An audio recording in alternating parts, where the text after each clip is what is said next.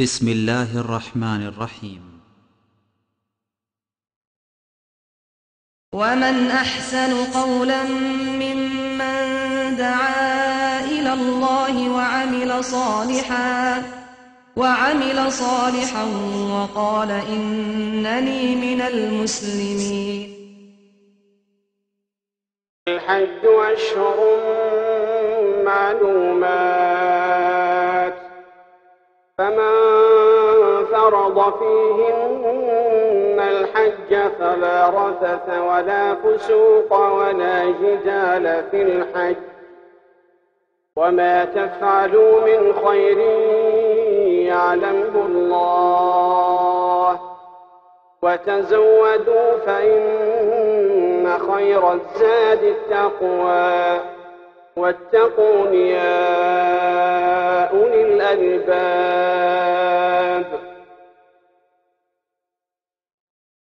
نستعينه ونستغفره ونعوذ بالله من شرور أنفسنا ومن سيئات أعمالنا من يهده الله فلا مضل له ومن يضلله فلا هادي له وأشهد أن لا إله إلا الله وحده لا شريك له وأشهد أن محمدا عبده ورسوله يا أيها الذين آمنوا اتقوا الله حق تقاته ولا تموتن إلا وأنتم مسلمون يا أيها الناس اتقوا ربكم الذي خلقكم من نفس واحدة وخلق منها زوجها وبث منهما رجالا كثيرا ونساء واتقوا الله الذي تساءلون به والأرحام إن الله كان عليكم رقيبا يا أيها الذين آمنوا اتقوا الله وقولوا قولا سديدا يصلح لكم أعمالكم ويغفر لكم ذنوبكم ومن يطع الله ورسوله فقد فاز فوزا عظيما أما بعد فإن خير الحديث كتاب الله وخير الهدي هدي محمد صلى الله عليه وسلم وشر الأمور محدثاتها وكل محدثة بدعة وكل بدعة ضلالة وكل ضلالة في النار. أعوذ بالله من الشيطان الرجيم. بسم الله الرحمن الرحيم. وأتموا الحج والعمرة لله فإن أحصرتم فما استيسر من الهدي ولا تحلقوا رؤوسكم حتى يبلغ الهدي محله. মহান আল্লাহর সমস্ত প্রশংসা যে আল্লাহ পাক রব্বুল আলামিন আমাদেরকে সৃষ্টি করেছেন মানুষ রূপে, আমাদেরকে বিবেক বুদ্ধি দিয়েছেন, ভালো মন্দের পার্থক্যের জ্ঞান আল্লাহ পাক আমাদেরকে দিয়েছেন। সে আল্লাহর সমস্ত প্রশংসা যিনি আমাদের বিবেককে সঠিক পথে সুষ্ঠুভাবে পরিচালিত করার জন্য আল্লাহ পাক রব্বুল আলামিন কোরআন এবং হাদিস নাযিল করেছেন, আম্বিয়া এবং রাসূল প্রেরণ করেছেন। দরুদ ও সালাম নাযিল হোক প্রিয় নবী মুহাম্মদ রাসূলুল্লাহ সাল্লাল্লাহু আলাইহি ওয়াসাল্লামের প্রতি, যিনি আল্লাহর পক্ষ থেকে তার সত্য দ্বীন, সঠিক জীবন বিধান মানব জাতি পর্যন্ত সুন্দররূপে পৌঁছে দিয়েছেন। আল্লাহুম্মা সাল্লি আলাইহি আল্লাহুম্মা বারিক আলাইহি।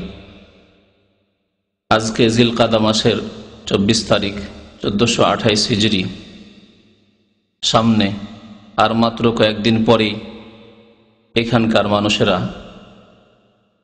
হজ পালনের উদ্দেশ্যে রওনা হবেন। সারা বিশ্বের বিভিন্ন দেশ থেকে অসংখ্য হাজি সাহেবগণ মক্কাতুল মুকাররমার উদ্দেশ্যে, আল্লাহর ঘর বাইতুল্লাহর উদ্দেশ্যে হাজির হয়ে গেছেন। এই পবিত্র মৌসুম, যে মৌসুমের মাসগুলি হচ্ছে সম্মানিত মাস, হারাম মাস বা সম্মানিত মাস, আল্লাহ পাক রব্বুল আলামিন এগুলোকে আশহরে হরম বলে আখ্যায়িত করেছেন। বছরে 4টি মাস, মিনহা আরবাতুন হরম, আল্লাহ পাক ইরশাদ করেছেন যে 12টি মাস রয়েছে, তার মধ্যে 4টি মাস হচ্ছে সম্মানিত মাস। তার একটি হচ্ছে জিলকাদা, জিলহিজ্জা আর মুহররম, এই পরপর 3টি মাস। আর একটি মাস হচ্ছে রজব মাস। সামনে আমাদের যেহেতু হজ সম্পর্কে গত সপ্তাহে বেশ কিছু কথায় আলোচনা করা হয়েছে। হজের গুরুত্ব, হজের ফরজিয়ত বা আবশ্যকতা, হজের ফজিলত, দুনিয়া এবং আখিরাতে তার উপকারিতা, হজের রুকন বা ফরজ, হজের ওয়াজিবাত সব সম্পর্কে আলোচনা গত সপ্তাহে হয়েছে। হজ প্রত্যেক মুসলিম যিনি আল্লাহর ঘর পর্যন্ত পৌঁছিতে পারবেন তার উপর আল্লাহ ফরজ করেছেন। এটি হচ্ছে একটি ইসলামের গুরুত্বপূর্ণ স্তম্ভ বা রুকন। দিন অতক্ষণ পর্যন্ত কায়েম হবে না, প্রতিষ্ঠিত হবে না, ইসলাম কায়েম হবে না যতক্ষণ পর্যন্ত একজন সামর্থ্যবান মানুষ এই পবিত্র হজ জীবনে একবার যখনই ফরজ হবে তার সাথে সাথে সেই বছরেই পালন না করবে। কারণ অনেকে হজের শক্তি সামর্থ্য হওয়ার পরে হজ আদায় করে কিন্তু দীর্ঘ বিলম্ব করে। হজ ফরজ হয়েছে যখন তার বয়স 25-30 বছর, আর 60 বছর 70 বছর বয়সের বৃদ্ধ হজে আসছে। আর এই রোগ, এই ব্যাধি রয়েছে আমাদের উপমহাদেশ ইন্ডিয়া, বাংলাদেশ, পাকিস্তানে। সারা পৃথিবীর সবচাইতে বৃদ্ধ হাজি, বুড়ো হাজি আসে এসব দেশগুলি থেকে। দিনের সম্পর্কে তাদের অজ্ঞতা এই ক্ষেত্রে কাজ করছে, ভুল বুঝে রয়েছে, এবং হজের যে গুরুত্ব সে সম্পর্কে তাদের না জানাও কারণ। আর তার পেছনে আরেকটি কারণও হতে পারে আর্থিক অসচ্ছলতা। যাই হোক, হজ যখনই ফরজ হয়েছে হজ আদায় করতে হবে। অনেক ভাইরাই সৌদি আরব আসেন, দীর্ঘদিন কাজ করেন এখানে, 5 বছর 7 বছর 10 বছর 20 বছর, শেষ দিকে গিয়ে হয়তো হজটা করলেন, আবার অনেকেই করলেন না, সুযোগই পেলেন না। কারণ ওই শেষ দিয়ে করবো, আছি তো এখন, থাকবো, এই করে হজ করলেন না। এরকম ভুল করে অনেকেই চলে যান। তাদেরকে সতর্ক সাবধান করার জন্য আবার বলছি, গত সপ্তাহে বলেছি, হজ ফরজ হওয়ার সাথে সাথেই হজ আদায় করতে হবে। প্রিয় নবী মুহাম্মদ রাসূলুল্লাহ সাল্লাল্লাহু আলাইহি ওয়াসাল্লাম ইরশাদ করেছেন, তাআজ্জালু ইলাল হজ্জ, তোমরা হজের জন্য জলদি করো, তাড়াতাড়ি করো। যেই বছরই হজ ফরজ হয়েছে সেই বছরই হজ করো। তাআজ্জালু ইলাল হজ্জ ফাইন্না আহাদাকুম লা ইয়াদরি মা ইয়ারিযু লাহু, কারণ তোমাদের কেউ জানে না যে আগামীতে তার কি হবে, আগামীতে তার সামনে কি বাধা এসে পড়বে। বাধা আসতে পারে অসচ্ছলতার বাধা, অভাবের বাধা, বাধা আসতে পারে যে আপনি এখান থেকে দেশে চলে গেলেন, এই বাধা, এক্সিট, অথবা ছুটিতে যেতে বাধ্য হলেন, যেইভাবে যান না কেন দেশে চলে যেতে বাধ্য হলেন, সেখান থেকে আর আসা আপনার পক্ষে সম্ভব নয়। বাধা আসতে পারে মওতের বাধা, সবচেয়ে বড় বাধা যখন আমলই বন্ধ হয়ে যাবে, আপনার আর কোনো সুযোগই থাকবেন না। হঠাৎ মরণ চলে আসলো, মওত, হাই মনে করেছিলাম যে আগামী বছরে হজ করব, আর সুযোগ আসলো না। ফাইন্না আহাদাকুম লা ইয়াদরি মা ইয়ারিযু লাহু, কারণ কেউ জানে না যে তোমার কি হবে আগামীতে। সুতরাং হজ সম্পর্কে তাড়াতাড়ি করতে হবে। আজকে হজের একটি দিক আলোচনা করব, তা হচ্ছে হজের নিয়ম এবং হজের কার্যাবলী সংক্ষেপে আলোচনা করব। আর এই বিষয়টি অত্যন্ত জরুরি, কারণ এটি হচ্ছে মাসলা মাসাইল হজ সম্পর্কিত। হজ আদায় করলে এই কথাগুলি অবশ্যই জানতে হবে যে আপনি হজ কোনখান থেকে শুরু করবেন আর কোনখানে গিয়ে শেষ করবেন। আর মনে রাখবেন যে কোনো ইবাদত, আর তার একটি গুরুত্বপূর্ণ ইবাদত হচ্ছে হজ। ইবাদত কবুল হবে 2টি শর্তের সাথে। একমাত্র আল্লাহর জন্য সেই হজ বা সেই নামাজ, সেই রোজা, সেই যাকাত একমাত্র আল্লাহর জন্য আদায় করতে হবে। দ্বিতীয় শর্ত হচ্ছে যে একমাত্র প্রিয় নবী মুহাম্মদ রাসূলুল্লাহ সাল্লাল্লাহু আলাইহি ওয়াসাল্লামের তরিকা অনুযায়ী আদায় করতে হবে। একমাত্র রাসূলুল্লাহ সাল্লাল্লাহু আলাইহি ওয়াসাল্লামের সুন্নত আদর্শ মোতাবেক আপনাকে আদায় করতে হবে। হজ করবেন খেয়াল খুশি নয়, দেখা দেখি নয়, বরং হজ করতে হবে রাসূলুল্লাহ সাল্লাল্লাহু আলাইহি ওয়াসাল্লামের হজের মতো হজ। তাই বারবার করে নবী করিম সাল্লাল্লাহু আলাইহি ওয়াসাল্লাম সে ঐতিহাসিক দিনে, ঐতিহাসিক মাঠে, আরাফার ময়দানে বারবার করে বলছিলেন নবী করিম সাল্লাল্লাহু আলাইহি ওয়াসাল্লাম 1,24,000-এর বেশি সাহাবায়ে কেরাম যারা হজে এসেছিলেন তাদের সামনে, খুযু আন্নী মানাসিকাকুম, তোমরা আমার নিকট হতে তোমাদের হজের বিধিবিধান হুকুম আহকাম শিখে নাও, নিয়ে নাও। হজ সম্পর্কে জ্ঞান হাসিল করা ফরজ যখন হজে যাচ্ছেন তার আগে। আর যদি এই ফরজে আপনি অবহেলা করেন, গাফিলতি করেন আর হজে যান, ভুল করেন, তাহলে ভুলের তো জবাবদেহি করতে হবে, কিন্তু অবহেলা যে করলেন, শিখলেন না, তারও জবাবদেহি করতে হবে। জানার চেষ্টা করলেন না, বিদাতি তরিকে হজ করে আসলেন, জবাব দিতে হবে আল্লাহ পাক রব্বুল আলামিনের নিকটে। এবং হজ আপনার সেই মর্যাদা পাবে না যে হজকে নবী করিম সাল্লাল্লাহু আলাইহি ওয়াসাল্লাম বলেছেন, ওয়াল হজ্জুল মাবরুর লাইসা লাহু জাযাউন ইল্লাল জান্নাহ। যে হজ আল্লাহর দরবারে কবুল হয়ে যায়, যে হজ মাবরুর অর্থাৎ মকবুল হয়ে যায় আল্লাহর দরবারে, তার প্রতিদান একমাত্র জান্নাত আল্লাহ পাক দেবেন। সবচেয়ে বড় নিয়ামত এবং সমস্ত ঈমান আমলের উদ্দেশ্য হচ্ছে ওই জান্নাতের ঘর পর্যন্ত পৌঁছা। যে কোনো কাজ করছেন আপনি, দ্বীনের কাজ, ইসলামের কাজ, আপনার উদ্দেশ্য দুনিয়া নয়, আপনার উদ্দেশ্য পৃথিবীর আর কিছু নয়, আপনার উদ্দেশ্য, সবচেয়ে বড় উদ্দেশ্য হচ্ছে জান্নাহ, জান্নাতে যাওয়া। আর হজ যদি নবী করিম সাল্লাল্লাহু আলাইহি ওয়াসাল্লাম আদর্শ মোতাবেক হয়, তাহলে হজে মাবরুর হবে। হজ যদি আল্লাহর সন্তুষ্টির জন্য হয় এবং নবীর তরিকায় হয়, তাহলেই কবুল হবে, তাহলে জান্নাত, তার পুরস্কার পাওয়া যাবে। হজ সম্পর্কে, হজের নিয়ম বা তরিকা সম্পর্কে বা হজের কার্যাবলী সম্পর্কে আলোচনা শুরু করার আগে হজের প্রকরণগুলি বলে দিই। হাদিসে রয়েছে, কোরআনে কারিমে ইঙ্গিত রয়েছে, বাকি হাদিসে বিস্তারিত রয়েছে যে হজ 3 প্রকার। হজ হচ্ছে 3 প্রকার। যে কোনো হজ আপনি যখন নিয়ত করে শুরু করে দেবেন, তখন সেটি কন্টিনিউ করা, সেটি আদায় করা ফরজ। আল্লাহ পাক রব্বুল আলামিন ইরশাদ করেছেন সূরা বাকারার যে আয়াতগুলিতে হজের আলোচনা শুরু হচ্ছে, সেই আয়াতের প্রথম আয়াতে আল্লাহ পাক ইরশাদ করেছেন, ওয়া আতিম্মুল হজ্জ ওয়াল উমরাতা লিল্লাহ, 196 নম্বর আয়াত।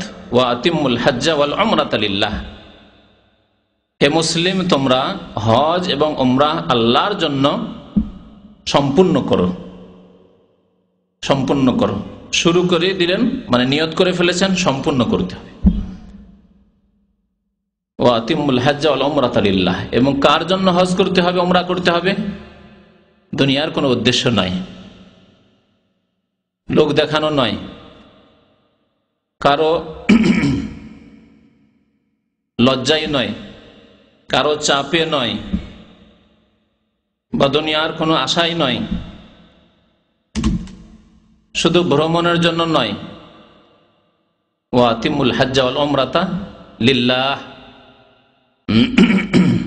আল্লাহর জন্য হজ এবং উমরা আদায় করো, আল্লাহর জন্য আদায় করতে হবে, আল্লাহর সন্তুষ্টির আশা রাখতে হবে, আল্লাহর কাছে হজের পুরস্কার পাবো, আল্লাহ খুশি হবেন আমার উপর, এবং আল্লাহ পাক ফরজ করেছেন, সেই ফরজ আমার দ্বারা আদায় হবে। এ হচ্ছে আল্লাহর জন্য হজ আদায় করা, উমরা আদায় করা।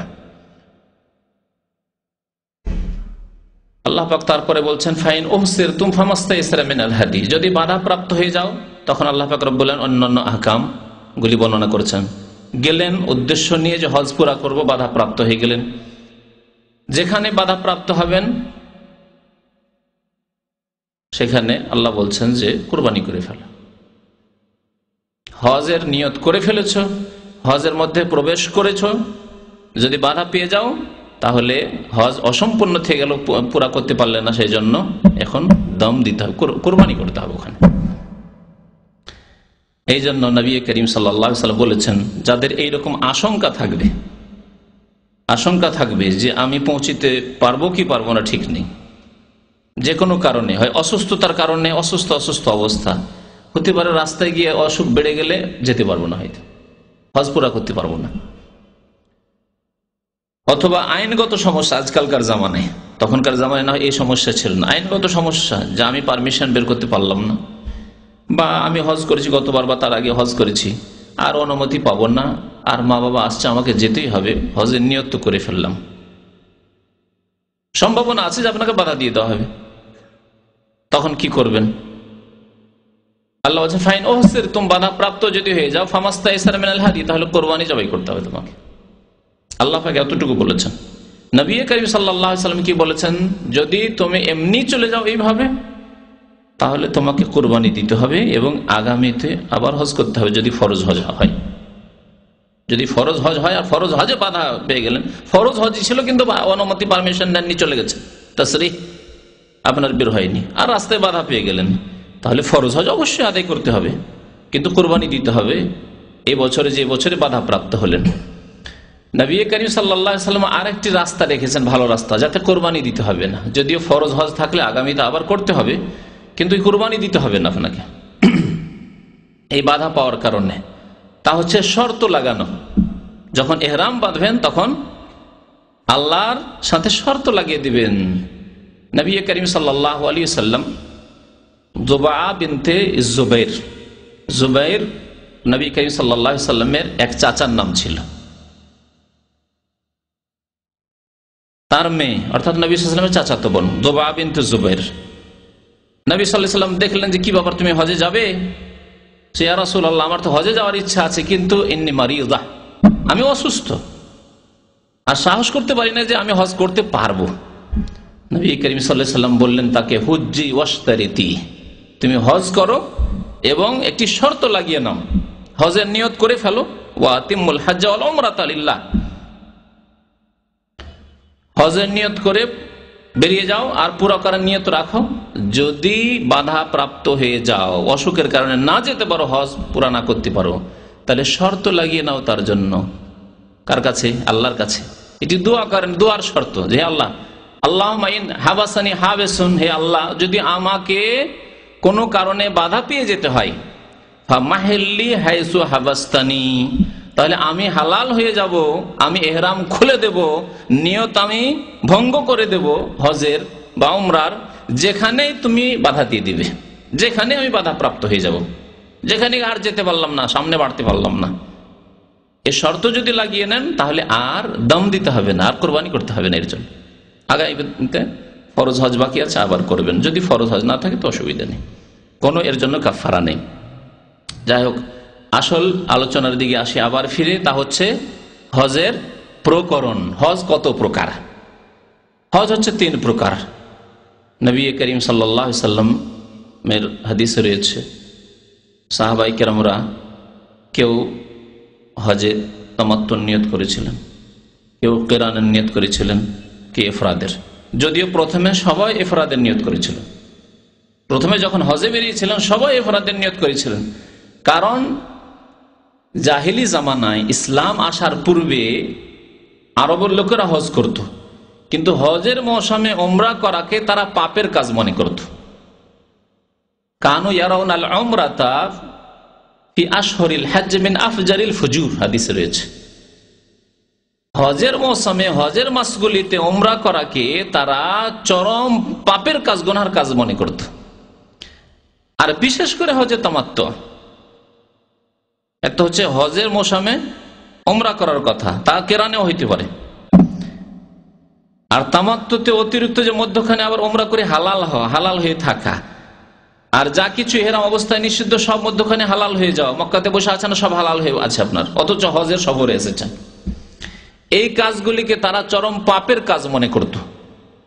কি তাদের যুক্তি? এক যুক্তি হচ্ছে যে একটু কষ্ট করতে হবে, হজ এসছে শুধু হজ, আবার উমরা কি? এক। 2 নম্বর কথা ছিল যে হজে এসেছি আর এখানে এসে ভোগ বিলাস করবো, আতর সুগন্ধি লাগাবো, আর ভালো ভালো কাপড় চোপড় সেলাই করা কাপড় পরবো, আর স্ত্রী সম্ভোগ করব, এ তো চরম পাপের কাজ। হজে এসেছি, না, হালাল হয়ে যাবে না। তাই তারা সবাই ইফরাদ করত জাহিলি যুগে। হজ ফরজ হয়েছে 9ম হিজরিতে অথবা 10ম হিজরির শুরুতে।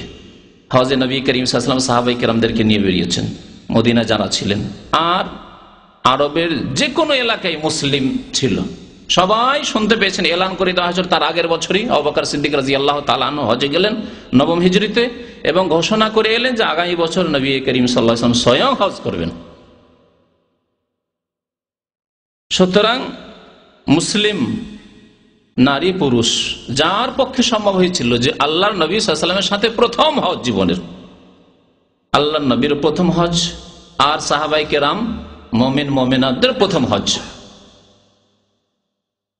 হাদিসে রয়েছে, সহিহ মুসলিম শরীফের হাদিসে, ফাজা বাশারুন কাসীর, অসংখ্য মানুষ চারিদিক থেকে বিভিন্ন এলাকা থেকে চলে আসছে। বিভিন্ন এলাকায় ইসলাম ছড়িয়ে পড়েছে, মুসলিম বিভিন্ন এলাকায় বসবাস করে, শুধু মক্কা আর মদিনায় নয়, আর চারিদিক থেকে দলে দলে সব হজে চলে আসছে নবী করিম সাল্লাল্লাহু আলাইহি ওয়াসাল্লামের সঙ্গী হওয়ার জন্য হজের। শুধু ইফরাদের নিয়তে এসেছিলেন, শুধু হজ করব। মক্কায় যখন প্রবেশ করে গেলেন তখন ওহী আসলো নবী করিম সাল্লাল্লাহু আলাইহি ওয়াসাল্লামের কাছে, যে জাহিলি যুগে হজের মৌসুমে উমরা করাকে পাপ মনে করা হতো, গুনাহ মনে করা হতো, আর তামাত্তু করা মধ্যখানে হালাল হওয়াকে আরো চরম পাপ মনে করা হইতো। ওই সব কিছু নেই ইসলাম, সব ভুল কথা, ভ্রান্ত কথা। সব রকমের হজ করতে পারে। তার এর দ্বারা বোঝা গেল যে হজ সব রকম করা যেতে পারে। শুধু তাই নয়, নবী করিম সাল্লাল্লাহু আলাইহি ওয়াসাল্লাম যতগুলি সাহাবায়ে কেরাম ইফরাদের নিয়ত করেছিলেন অথবা কিরান করেছিলেন, হাদিয়ে নিয়ে এসেছিলেন, সবাইকে বললেন সবাই তোমরা উমরা করে হালাল হয়ে যাও, উমরা করে হালাল হয়ে যাও, অর্থাৎ হজে কি করো, তামাত্তু করো। যারা কুরবানি নিয়ে আসেননি, যারা কুরবানি নিয়ে এসেছিলেন, তারা যেহেতু হালাল হতে পারবেন না অতক্ষণ পর্যন্ত যতক্ষণ কুরবানি জবাই না হবে। কুরবানি কোন তারিখে জবাই হয়? 10 তারিখে জবাই হয়। 10 তারিখ আগে হয়, 10, 11, 12, 13, আর নিয়ত তার আগেই 8 তারিখেই হজের হেরাম বাঁধতে হবে। সুতরাং তারা হালাল হতে পারছেন না। আল্লাহ বলেন ওয়ালা তাহলিকু রুউসাকুম হাত্তা ইয়াবলুগাল হাদিয়ু মাহিল্লাহ। ওই আয়াতে আল্লাহ পাক ইরশাদ করেছেন, তোমরা মাথা মুন্ডন অতক্ষণ পর্যন্ত করতে পারবে না যতক্ষণ পর্যন্ত তোমাদের হাদি কুরবানির পশু তার জবাই হওয়ার স্থানে না পৌঁছে যাবে, অর্থাৎ জবাই না হয়ে যাবে।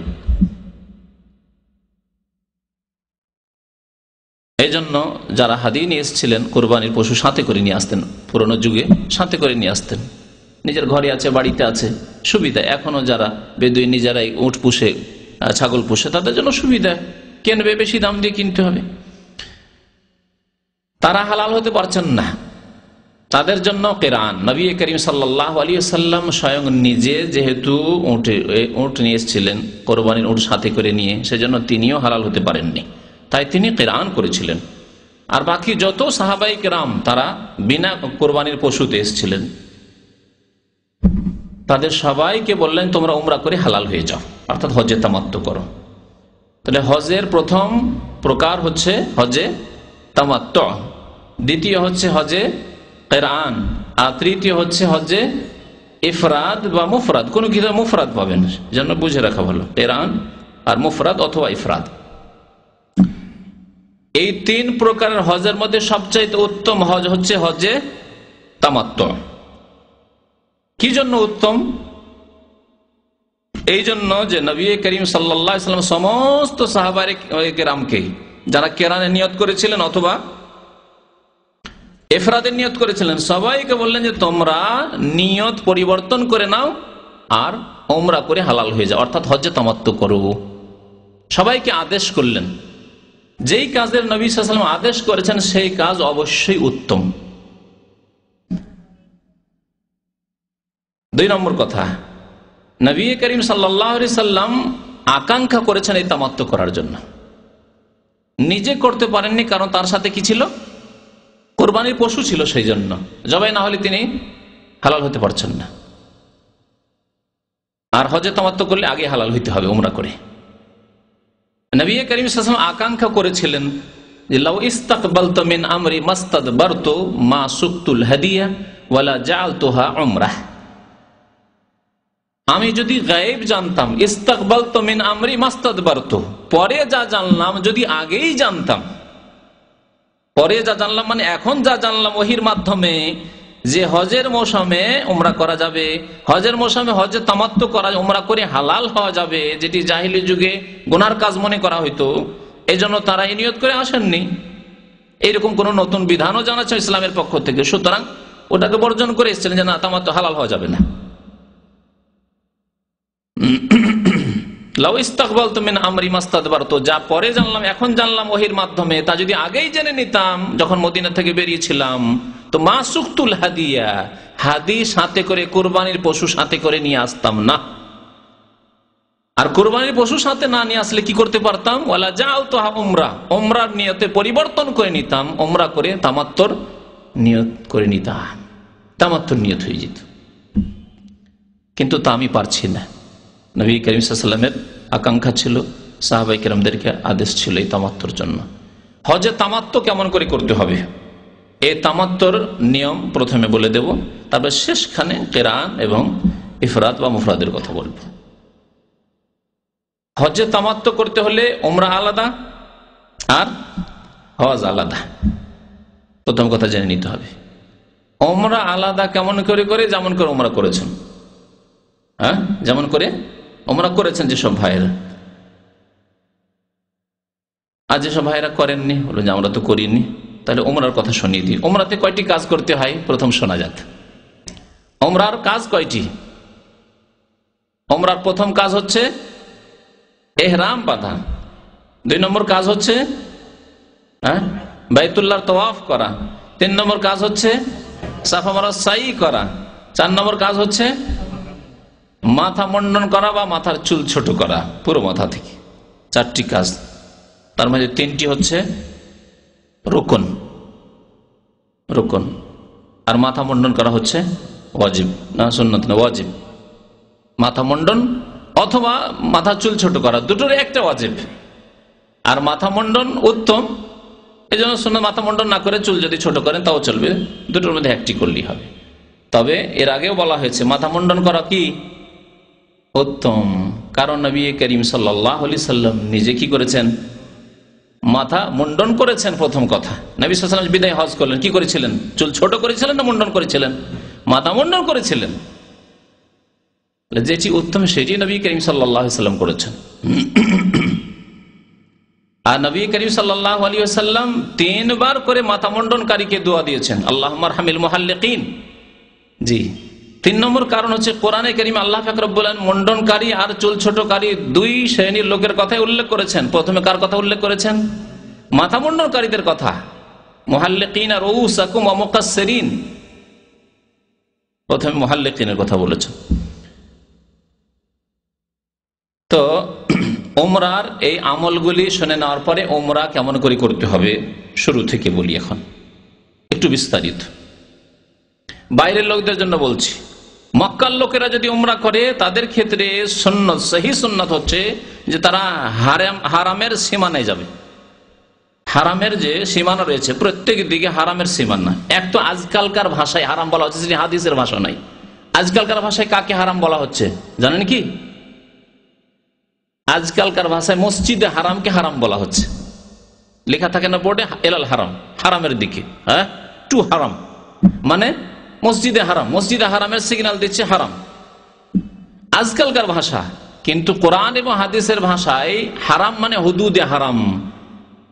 বিভিন্ন দিকে দূর দূর পর্যন্ত এলাকা রয়েছে, যেসব এলাকায় বিভিন্ন কাজ হারাম। শিকার করা হারাম, শিকারী পশু বা পাখি, শিকারী পশু পাখিকে তাড়ানো হারাম, গাছ কাটা হারাম, তারপরে কুড়িয়ে পাওয়া জিনিস নিয়ে নেওয়া হারাম, চিরকালের জন্য ঘোষণা করতে হবে এই শর্তে আপনি উঠাইতে পারেন, ইত্যাদি ইত্যাদি। আল্লাহ পাক রব্বুল আলামিন এই জমিনকে হুদুদে হারাম, হারামের এলাকাকে সম্মানিত করেছেন। এ হচ্ছে হারাম। সবচাইতে নিকটবর্তী হচ্ছে তানঈম, যেখানে মসজিদে আয়েশা রয়েছে রাদিয়াল্লাহু তাআলা আনহা। আজকাল ওখানে একটি বড় মসজিদ রয়েছে। মসজিদ রয়েছে বাইরের লোকদের জন্য, কারণ অনেকে জিজ্ঞাসা করে যে এটি কি একটি মিকাত? না, এটি মিকাত নাই। মক্কার লোকেরা হারামের সীমানা যাবে আর হালাল এলাকা থেকে লাব্বাইক বলে, লাব্বাইক উমরা বলে উমরার নিয়ত করে আসবে। আর সবচেয়ে নিকটবর্তী হচ্ছে এই 3-4 কিলোমিটার দূরে তানঈম নামক এলাকা। সেখান থেকে সাধারণত তারা ইহরাম বেঁধে থাকে তাদের জন্য।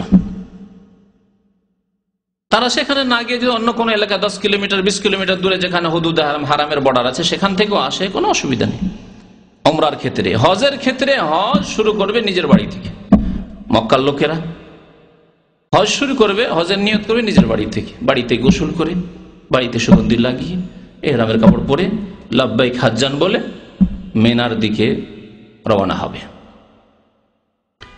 আমরা আলোচনা করি বাইরের মানুষদের জন্য, যারা মিকাতের বাইরে রয়েছে। মক্কাতুল মুকাররমার চারিদিকে 5টি মিকাত রয়েছে।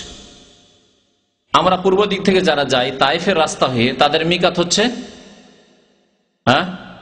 কারনুল মানাজিল, যাকে বলেছেন নবী করিম সাল্লাল্লাহু আলাইহি ওয়াসাল্লাম, ইউহিল্লু আহলে নাজদ মিন কারনিল মানাজিল।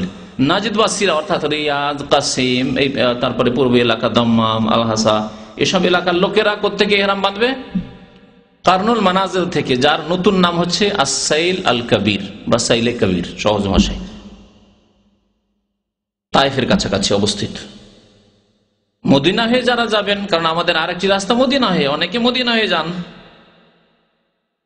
মদিনা হয়ে যারা যাবেন, ওয়াহিল্লু আহলুল মদিনা মিন জিল হুলাইফা, মদিনাবাসীরা ইহরাম বাঁধবে বা মদিনার উপর দিয়ে যারা যাবে তারা ইহরাম বাঁধবে জুল হুলাইফা থেকে, যার নতুন নাম হচ্ছে আবিয়ারি আলী।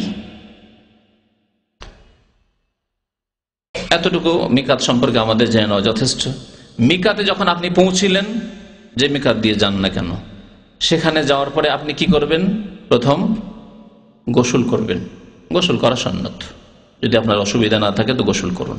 নারী হোক আর পুরুষ হোক, গোসল করা সুন্নত। গোসল করার পরে মাথায় এবং দাড়িতে, বিশেষ করে নবী করিম সাল্লাল্লাহু আলাইহি ওয়াসাল্লাম যেহেতু হাদিসে রয়েছে যে তিনি মাথার চুলে, মাথায় এবং দাড়িতে সুগন্ধি আতর লাগিয়েছিলেন, সুতরাং মাথায়, চুলে বা শরীরে, কাপড়ে নাই, ইহরামের কাপড়ে। এখন ইহরামের কাপড় পরেননি আপনি, বা পরে নিলেও আপনি ইহরামের কাপড়ে লাগাবেন না। পরেছেন কিন্তু এখনো নিয়ত করেননি অন্তর থেকে, হজে বা উমরায় ঢুকেননি, এখনো প্রবেশ করেননি, জি, হয়তো কাপড়টা শুধু শরীরে পরেছেন। আতর খুশবু লাগিয়ে নেওয়া। তারপরে যদি ফরজ নামাজের সময় হয়, তাহলে ফরজ নামাজ পড়ে তারপরে ইহরাম বাঁধা, মানে নিয়ত করা হজ অথবা উমরার। কেন বললাম এই কথা যে ফরজ নামাজ হলে ফরজ নামাজের পর? এই জন্য যে নবী করিম সাল্লাল্লাহু আলাইহি সাল্লাম জুল হুলাইফা মিকাতে গিয়ে জোহর নামাজ পড়েছেন, জোহর আসর জমা করেছেন, আর তারপরে সেখান থেকে ইহরাম বেঁধেছেন। তাহলে নবী সাল্লাল্লাহু আলাইহি সাল্লাম ফরজ নামাজ পড়ে মিকাতে ইহরাম বেঁধেছেন। কোন ফরজ নামাজ যদি পেয়ে যান, তাহলে পুরোপুরি সুন্নতের উপর আমল হলো, যদি আপনি করতে পারেন ভালো কথা। ফরজ নামাজ যদি না পান, ওই সময় গেলেন না, অন্য কোনো সময় পৌঁছিলেন, তাহলে এমন কোন খাস নামাজ ইহরামের নামাজ নেই যা প্রচলিত, বিশেষ করে উপমহাদেশের মানুষরা সুন্নতুল ইহরাম, ইহরামের সুন্নত নামাজ মনে করে, এইরকম কোন হাদিসে নেই। তবে 2 রাকাত নামাজ পড়তে পারেন, যেহেতু ওযু করেছেন, তাহিয়াতুল ওযুর উদ্দেশ্যে, তাহিয়াতুল ওযুর উদ্দেশ্যে আপনি নামাজ পড়বেন 2 রাকাত। আর নামাজ পড়ার পরে এখন আপনি ইহরামে প্রবেশ করবেন, বা হজ বা উমরায়, যে প্রথম উমরায় প্রবেশ করছেন আপনি। হজে তামাত্তুর নিয়ম বলছি। হজে তামাত্তু করলে কি করতে হবে? প্রথমে এখানে আপনি যখন প্রবেশ করছেন আপনার ইবাদতে, তখন বলতে হবে, অন্তরে নিয়ত করতে হবে, আর জবানে নিয়ত বলা নাই, জবানে আল্লাহ তোমার দরবারে হাজির হয়েছে কথা বলতে হবে। লাব্বাইক মানে আল্লাহ তুমি ডাক দিয়েছো, তোমার নবী ইব্রাহিম আলাইহিস সালাতু সালাম ডাক দিয়েছেন, তোমার নবী মুহাম্মদুর রাসূলুল্লাহ সাল্লাল্লাহু আলাইহি ওয়াসাল্লাম ডাক দিয়েছিলেন তোমার পক্ষ থেকে, ওয়া আযযান ফিন নাস বিল হজ, হে ইব্রাহিম মানুষ সকলের মাঝে ঘোষণা করে দাও হজের। ইব্রাহিম আলাইহিস সালাম ঘোষণা করেছিলেন, নবী করিম সাল্লাল্লাহু আলাইহি ওয়াসাল্লাম ঘোষণা করেছেন যে তোমরা হজে এসো। ইন্নাল্লাহা কাদ ফারাযা আলাইকুমুল হজ্জ ফাহুজ্জু, হে মানুষ, হে মুসলিম, আল্লাহ পাক তোমাদের উপর হজ ফরজ করেছেন, সুতরাং তোমরা হজ পালনের উদ্দেশ্যে এসো। এই যে ডাক আল্লাহর পক্ষ থেকে ঘোষণা, তার জবাবে কি বলতে হবে? লাব্বাইক, লাব্বাইক। ইসলামিক মাদ্রাসাগুলিতে আমরা পড়াশোনা করেছি, যারা মাদ্রাসায় পড়েছেন তারা জানেন। স্কুলে যখন রোল কল করা হয়, তাই না, ডাকা হয়, নাম ডাকা হয়, হাজিরা ডাকা হয়, তখন কি বলে? স্কুলে বলেছি, আমার প্রশ্ন, স্কুলে উপস্থিত বলে, আর না হলে কি বলে? প্রেজেন্ট স্যার, আরো কি কি বলে? হ্যাঁ জি। কিন্তু ইসলামিক মাদ্রাসাগুলিতে কি বলা হয়? লাব্বাইক। আমরা লাব্বাইক বলেছি, ছোট থেকে মাদ্রাসায় পড়েছি, ছোট ছেলে হাজির হচ্ছে, ওস্তাদ হাজির করছেন, লাব্বাইক। আর কোন কোন মাদ্রাসা বলে হাজির, হাজিরটাও বলে লাব্বাইক। আল্লাহ পাকের ডাকে সাড়া দেওয়া লাব্বাইক বলে। আর আপনি যে হাজির হয়েছেন কিসের উদ্দেশ্যে? আপনার ইবাদতকে নির্ধারিত করা, নিয়ত করা নাই, হচ্ছে লব্বাইক উমরাহ। আল্লাহ এখন উমরার উদ্দেশ্যে হাজির হয়েছে। যেহেতু হজ্জে তামাত্তু করছেন, উমরা আলাদা আগেই বলেছি, আর হজ আলাদা, তাই আপনি এখানে বলবেন লব্বাইক উমরাহ। এই নিয়ত কখন করবেন? অনেকে মসজিদে করে ফেলে, অনেকে গাড়ির কাছে এসে করে, অনেকে আবার গাড়িতে বসে করে। স্বাভাবিক, এই ইখতিলাফ উলামাদের মধ্যে রয়েছে, সেই জন্য হয়তো সাধারণদের মধ্যে ইখতিলাফ, অনেক সময় হয়তো ভিত্তিহীন ইখতিলাফ রয়েছে। আলেমরা ইখতিলাফই করেনি, মন গড়া। যেমন নামাইতো পড়া, নামাইতো পড়া কোনো আলেম বলেনি। আলেম যাদেরকে বলা হয়, অর্থাৎ ইমাম আবু হানিফা, শাফি, মালিক, আহমদ, চার মাযহাবের কোনো ইমাম নামাইতো পড়তে বলেননি। না হানফি মযহাবে আছে, না শাফি মযহাবে আছে, না মালিকি, না হাম্বলি, কোনো মযহাবে নেই। কোনো মযহাবে তো দূরের কথা, এই মযহাবের ইমামদের উক্তি তো দূরের কথা। এই মযহাবের কিতাবগুলি 500-700 বছর পরে তাদের ইমামদের, বা 800 বছর পরে লেখা হয়েছে। সেই কিতাবগুলি তো নেই, না কদুরিতে আছে, না হিদায়াতে আছে, না বেকায়াতে আছে। হানাফি মযহাবের সমস্ত এগুলো প্রসিদ্ধ ফিকহের কিতাব, তাতেও নামাইতো পড়া নেই। তাহলে যে নামাইতো গুলি এসেছে বাংলাদেশের সমাজে বা ভারতে, পাকিস্তানে, পাকিস্তানে আবার উর্দুতে করে, বাঙালি বেশি উন্নতি করেছে, নামাইতো পড়ে, আরবিতে পড়ে। এগুলি সব বিদাতীদের পক্ষ থেকে এসছে, এদেরকে আলেম বলা উচিত নয়। উলামায়ে কেরামরা এই ইখতিলাফ করেননি যে নামাইতো বলতে হবে, হবে না। বিদাতীরা ইখতিলাফ করেছে, বুঝতে পারছেন কথা আমার? উলামায়ে সুন্নাত যারা কোরআন এবং হাদিসের সন্ধান করেন, তারা ইখতিলাফ করেনি যে নামাইতো বলতে হবে, কথা বলেন। তাদেরকে উলামায়ে সুন্নাত, কোরআন হাদিসের অনুসারী আলেম বলা জায়েজ নয়। যারা বলছে নামাইতো পড়তে হবে, তারা বিদাতী। বিদাতীরা ইখতিলাফ করেছে, তারা ভিন্ন মত পোষণ করেছে যে নামাইতো পড়তে। যদি সামান্যতম থাকতো আলেমদের মধ্যে ইখতিলাফ, তাহলে হানাফি মযহাবে থাকতো, হেদায়েতে থাকতো, বেকায়েতে থাকতো, সারা বেকায়েতে থাকতো, আপনার কদুরিতে থাকতো, কানজুদ দাকায়েকে থাকতো, ফতোয়া আলমগীরিতে থাকতো, নেই কোথাও নেই। ফতোয়া শামীতে থাকতো, এসব তো পড়েন আপনারা, ওই অনেকে মাসিক মদিনা পড়েন, বিদাতি পত্রিকা, এই রেফারেন্স থাকে, তাতেও নেই। তা আছে এই নতুন নতুন বিদাতীদের, 25-50 বছর 100 বছরের বিদাতি হুজুরদের কথাবার্তা এগুলি। আলেমদের ইখতিলাফ নাই, না নামাজের ক্ষেত্রে, না উজুর ক্ষেত্রে, না গোসলের ক্ষেত্রে, না রোজা, না হজ, না যাকাত, কোনো ক্ষেত্রে নামাইতো পড়া নেই। সুতরাং যেসব চটি কিতাবগুলি আপনারা ওই কেনেন ফুটপাতে বা মিকাতে, এখানেও মিকাতে ওই বিক্রি করে কিতাবগুলি, আর ওই কিতাব কেনেন, তাতে ওই আল্লাহুম্মা ইন্নী নাওয়াইতুল উমরাতা হয়তো পাবেন। বিশেষ করে ইন্ডিয়া, বাংলাদেশ, পাকিস্তানে যদি কিতাব হয় তাহলে তো অবশ্যই পাবেন তাতে এই বিদাতি কথাবার্তা। আল্লাহুম্মা ইন্নী নাওয়াইতুল উমরাতা, আল্লাহ আমি উমরার নিয়ত করছি, ফায়াসসির হালি, তা আমার জন্য সহজ করে দাও, ওয়া তাকাব্বালহা মিন্নি, আমার পক্ষ থেকে কবুল করো। সব বিদাত, এগুলো নেই ইসলামে। সুতরাং বিদাত দিয়ে যদি শুরু করেন, মান আমিলা আমালান, যে ব্যক্তি এমন কোন আমল করলো, লাইসা আলাইহি আমরুনা, যা আমার আদর্শ মোতাবেক না, সুন্নাত মোতাবেক নয়, নবী করিম সাল্লাল্লাহু আলাইহি ওয়াসাল্লাম, সাহাবায়ে কেরামরা কেউ আল্লাহুম্মা ইন্নী নাওয়াইতুল উমরা পড়েননি, ফাহুয়া রাদ্দুন, তা প্রত্যাখ্যাত, আল্লাহ কবুল করবেন না আপনার হজ উমরাহ। ভালো করে শুনে রাখুন, ফাহুয়া রাদ্দুন, এটি মানুষের কথা নয়, নবীর কথা। মুহাম্মদুর রাসূলুল্লাহ সাল্লাল্লাহু আলাইহি ওয়াসাল্লাম বলেন ফাহুয়া রাদ্দুন, তা মারদুদ হয়ে যাবে, রিজেক্টেড হয়ে যাবে, কবুল হবে না। নিয়ত করবেন কোনখান থেকে? এই ক্ষেত্রে সহি শুনে রাখুন, মসজিদ থেকে নয়, আর বাসের কাছে নিচে দাঁড়িয়ে আছেন সেখান থেকে নয়, আর গোসলখানা থেকে উযু করে সেখান থেকে নয়, সালাম ফেরার পর নামাজ পড়ে মসজিদে তারপরে নিয়ত করে ফেললেন, তাও নয়।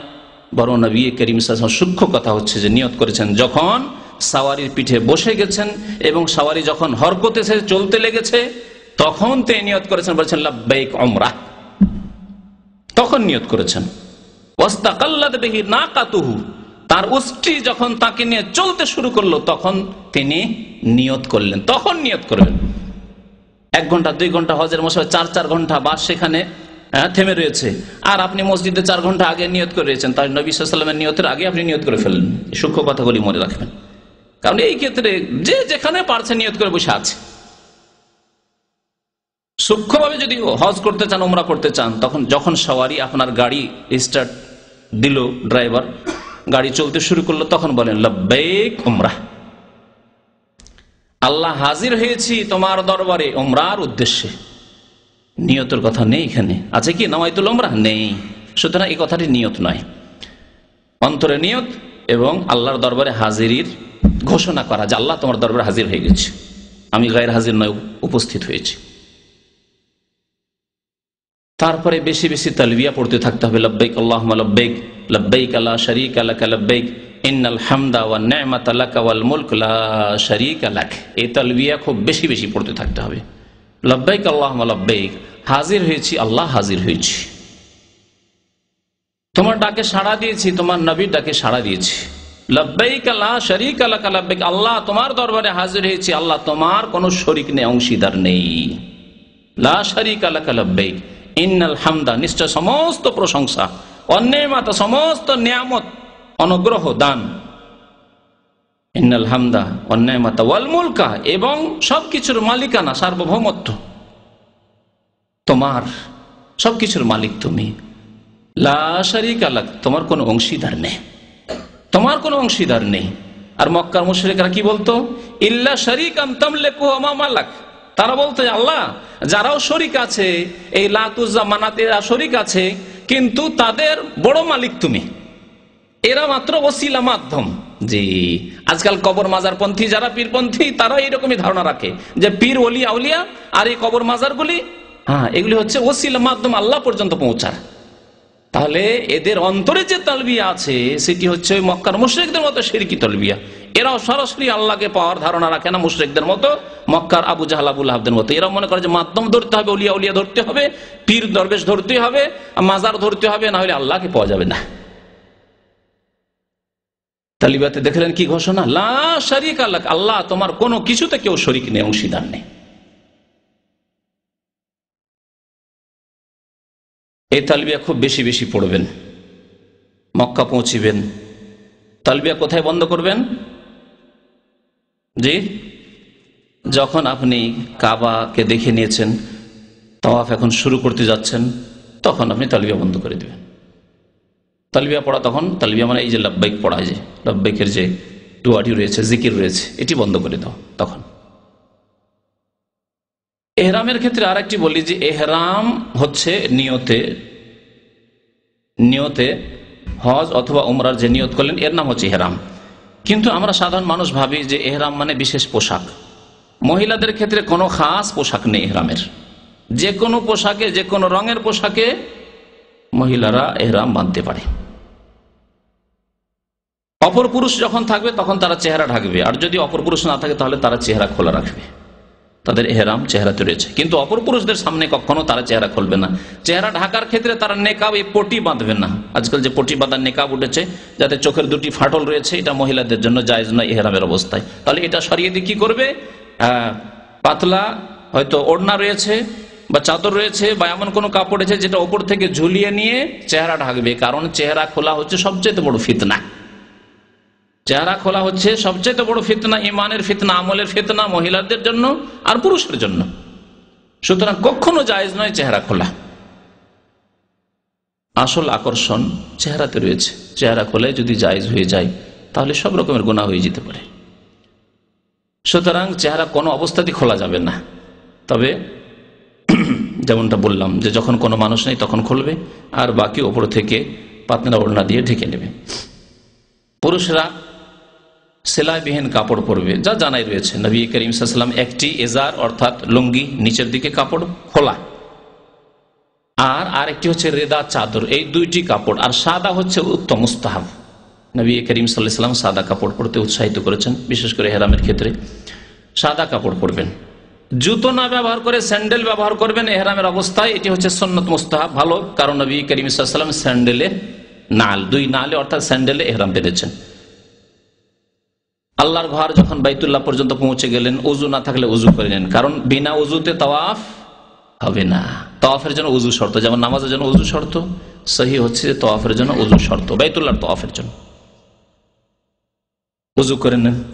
এই ক্ষেত্রে আরেকটি মুস্তাহাব কাজ, ভালো কাজ শুনে রাখুন, যদি সম্ভব হয় গোসল করা তাহলে গোসল করে নেওয়া ভালো। কারণ নবী করিম সাল্লাল্লাহু আলাইহি ওয়াসাল্লাম মক্কায় প্রবেশ করার পরে গোসল করেছেন। মক্কায় ঢুকে যদি গোসল করা সম্ভব হয়, হোটেল থাকে, ব্যবস্থা থাকে, তো গোসল করে নিয়ে তারপরে বাইতুল্লাহ প্রবেশ করা। এই ক্ষেত্রে নবী করিম সাল্লাল্লাহু আলাইহি সাল্লাম যে বর্তমান বাবুস সালাম, আসসালাম গেটটি রয়েছে, এই দিক দিয়ে প্রবেশ করেছেন। সুতরাং এই দিক দিয়ে যদি সম্ভব হয় তাহলে ঢুকবে। আর আজকাল যেহেতু ভিড়ের সময়, সুতরাং যে দিক দিয়ে আপনার সুবিধা হয় সেই দিক দিয়ে আপনি কাবা ঘরে, আল্লাহর ঘরে বাইতুল্লাহ প্রবেশ করবেন বা মসজিদ হারাম প্রবেশ করবেন, তারপরে আপনি ওমরা করবেন যেমন ওমরা করে। এখন কাজ কি আপনার বাকি? তাওয়াফ করা, যা হচ্ছে ওমরার রুকন। তাওয়াফ যখন করবেন, শুরু করবেন কোনখান থেকে? হাজরে আসওয়াদের সামনে থেকে। প্রথম দিকে দাগ টানানো থাকতো, আজকাল দাগটা উঠিয়ে দেওয়া হয়েছে, খুব ভালো কাজ করা হয়েছে। সৌদি সরকার আমরা শুকরিয়া আদায় করি, জাযাহুমুল্লাহ খাইরান, আল্লাহ তাদেরকে উত্তম প্রতিদান দিক। এই কালো রেখাটি থাকার কারণে ওখানে ধাক্কা ধাক্কি আর ধরে কিছু লোক তো আছে ইশারা করতে আছে, আল্লাহু আকবার, বিসমিল্লাহ আল্লাহু আকবার, বিসমিল্লাহ আল্লাহু আকবার, মনে হচ্ছে যে ছোরা চালাচ্ছে। একবার চালানোতে জবাই হলো না, খাসি জবাই হলো না, গরু জবাই হলো না, ছোরায় চালাচ্ছে, আল্লাহু আকবার আল্লাহু আকবার আল্লাহু আকবার, থেমে থেমে। রেখা নেই আর থামবে কি? যে যেখানে ইচ্ছা থামছে, একটু কেউ আগে কেউ পরে, কেউ ঠিক জায়গায় আগে পরে, ঠিক আছে, কারণ আনুমানিক একটু আগে পিছিয়ে হলে কোনো অসুবিধা নেই। আর সেখানে দাঁড়ানো তো ঠিক নাই, এই যে দাঁড়িয়ে দাঁড়িয়ে ইশারা করা, চলতে চলতে আপনি বলবেন আল্লাহু আকবার আর ইশারা করবেন। এই রেখা থাকার কারণে সেখানে লোকেরা দাঁড়িয়ে যেত, রেখা নেই আর দাঁড়ানো নেই, অনেকটাই সুবিধা হয়ে গেছে আমাদের জন্য। যারা সুন্নত মোতাবেক সহিভাবে যারা হজ উমরা করতে চান তাদের জন্য আলহামদুলিল্লাহ সুবিধা হয়ে গেছে। 7 চক্কর দিবেন। এই 7 চক্করের নাম হচ্ছে একটি তাওয়াফ, মনে রাখবেন। 7টি প্রদক্ষিণের নাম হচ্ছে একটি তাওয়াফ। এই তাওয়াফের সময় যে কোনো দোয়া করতে পারেন, শুধু রুকনে ইয়ামানি অর্থাৎ হাজির আসওয়াদ যেই কোনায় রয়েছে তার আগের কর্নারটি, এই 2 কর্নারের মাঝখানে অর্থাৎ দক্ষিণ দিকের দিকটি যে রয়েছে, এখানে বিশেষ দোয়া নবী করিম সাল্লাল্লাহু আলাইহি সাল্লাম পড়েছেন। তা হচ্ছে কোরআনে কারিমের দোয়া, রব্বানা আতিনা ফিদ দুনিয়া হাসানা ওয়া ফিল আখিরাতি হাসানা ওয়া কিনা আযাবান নার। হে আল্লাহ, আমাদেরকে দুনিয়াতেও মঙ্গল দান করো, আখিরাতেও মঙ্গল দান করো এবং জাহান্নামের আযাব থেকে আমাদেরকে মুক্তি দাও। আর বাকি যে কোনো দোয়া আপনি করতে পারেন, মাঝে মাঝে কোরআন তেলাওয়াত করতে পারেন, নিজের ভাষায় দোয়া করতে পারেন, অসুবিধা নেই। এই তাওয়াফে প্রথম মক্কাতুল মুকাররমায় প্রবেশ করে যে তাওয়াফ, ওমরার তাওয়াফ হলে সেটি ফরজ, আর যদি অন্য হজের হয় তো সেই ক্ষেত্রে হয়তো সুন্নত হজে আপনার কিরান অথবা আপনি ইফরাদ করেছেন সুন্নত। কিন্তু তাওয়াফে কুদুম, প্রথম মক্কায় পদার্পণ করে যে তাওয়াফ, এই তাওয়াফে কুদুমে 2টি সুন্নত রয়েছে। একটি সুন্নতের নাম হচ্ছে ইলতিবা আর আরেকটি সুন্নতের নাম হচ্ছে রামাল। এই 2টি সুন্নত পালন করতে হবে নাকি।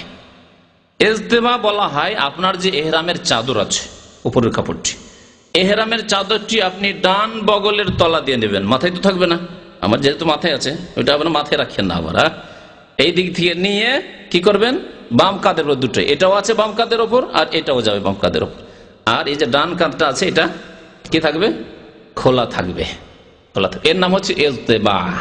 এই ইজতেবা 7 চক্করে হবে পুরো। অনেকে বললে যে 3টিতে হবে নাকি, কারণ 3টিতে যেহেতু রামাল আছে ওভাবে যে 3টিতে মনে হয় থাকবে না। ইজতেবা 7 চক্কর পর্যন্ত, যেমনই 7 চক্কর শেষ হয়ে গেল, এখন নামাজ পড়ার জন্য মাকাম ইব্রাহিম পেছন দিকে যাচ্ছেন বা যে কোনো জায়গায় যাচ্ছেন, তখন আপনি কাঁধ কি করবেন, ঢেকে নেবেন। এই ক্ষেত্রে অনেকের অজ্ঞতা, নামাজ পড়ে কাঁধ খুলে, কি আরব অনারব, জাহেল মানে জাহেল, আরবি হলো জাহেল, যে জানে না, আর অনারব হলো জাহেল, মাসলা জানে না আর জানার চেষ্টাও করে না, কাঁধ খুলে নামাজ পড়ে।